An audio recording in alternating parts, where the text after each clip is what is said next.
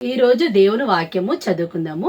పరిశుద్ధ గ్రంథం నుండి యోనా మొదటి అధ్యాయము 1 నుండి 10 మట్టుకు చదువుకుందాము. యోనా గ్రంథము మొదటి అధ్యాయము 1 నుండి 10 మట్టుకు చదువుకుందాము. యెహోవా వాక్కు అమిత్తయి కుమారుడైన యెహోవాకు ప్రత్యక్షమై ఇలాగూ సెలవిచ్చెను. నినివే పట్టణస్థుల దోషము నా దృష్టికి ఘోరమాయను కనుక నీవు లేచి నినివే మహాపట్టణమునకు పోయి వారికి దుర్గతి కలుగునని ప్రకటింపుము.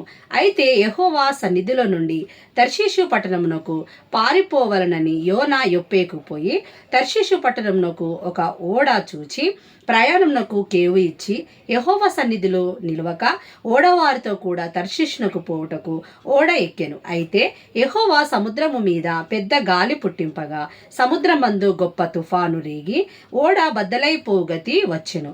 కాబట్టి నావికులు భయపడి ప్రతివాడును తన తన దేవతను ప్రార్థించి ఓడ చులకన చేయుటకై అందులోని సరుకులను సముద్రంలో పారవేసి అప్పటికి యోనా ఓడ దిగువ భాగమునకు పోయి పండుకొని గాఢ నిద్ర పోయిండెను. అప్పుడు ఓడ నాయకుడు అతని వద్దకు వచ్చి, ఓయి నిద్రపోతా, నీకేమి వచ్చినది? లేచి నీ దేవుని ప్రార్థించుము, మనము చావకుండా ఆ దేవుడు మన యందు కనుకరించునేమో అనెను. అంతలో ఓడవారు, ఎవరిని బట్టి ఇంత కీడు మనకు సంభవించినది తెలియుటకై మనము చీట్లు వేతము రండని ఒకరితో ఒకడు చెప్పుకొని చీట్లు వేయగా చీటి ఓనా మీదికి వచ్చెను. కాబట్టి వారు అతన్ని చూచి, ఎవరిని బట్టి ఈ కీడు మాకు సంభవించెను? నీ వ్యాపారం ఏమిటో, నీవెక్కడి నుండి వచ్చితివో, నీ దేశమేదో, నీ జనమేదో, ఈ సంగతి అంతయు మాకు తెలియజేయమనగా అతడు వారితో ఇట్లనెను, నేను హెబ్రీయుడను, సముద్రమునకును భూమికిని సృష్టికర్త అయి ఆకాశమందుండు దేవుడనయ్యున్న యెహోవా యందు నేను భయభక్తులు గలవాడనై ఉన్నాను. తాను యెహోవా సన్నిధిలో నుండి పారిపోవచ్చున్నట్టు అతడు ఆ మనుషులకు తెలియజేసి ఉండెను.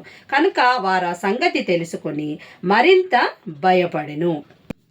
మరియు ఇంకొక అధ్యాయం పత్రిక మొదటి అధ్యాయము 8 నుండి 16 మట్టుకు చదువుకుందాము. ఫిలమెలకు వ్రాసిన పత్రిక మొదటి అధ్యాయము 8 నుండి 16 మట్టుకు చదువుకుందాము. కావున యుక్తమైన దానిని గురించి నీకు ఆజ్ఞాపించుటకు క్రీస్తు నందు నాకు బహుధైర్యము కలిగి ఉన్నది.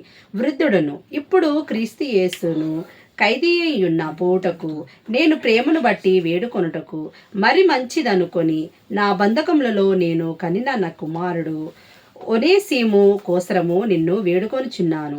అతడు మునుపు నిష్ప్రయోజనకరమైన వాడే కానీ ఇప్పుడు నీకును నాకును ప్రయోజనకరమైన వాడు ఆయను. నా ప్రాణము వంటి వాడైన అతనిని నీ యొద్దకు తిరిగి పంపియున్నాను.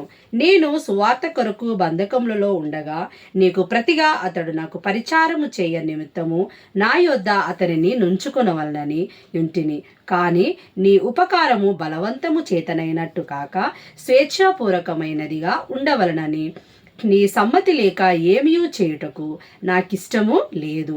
అతడిక మీదట దాసుడుగా ఉండక దాసుని కంటే ఎక్కువవాడుగాను ప్రియ సహోదరుడుగాను విశేషముగా నాకును శరీర విషయమును ప్రభు విషయమును మరి విశేషముగా నీకును ప్రియ సహోదరుడుగాను నీ యొద్ద ఎల్లప్పుడూ ఉండుటకై కాబోలు అతడు కొద్ది కాలము నిన్ను ఎడబాసి ఉండెను. దేవుడు ఈ వాక్యమును దీవించునుగాక. ఆమేన్.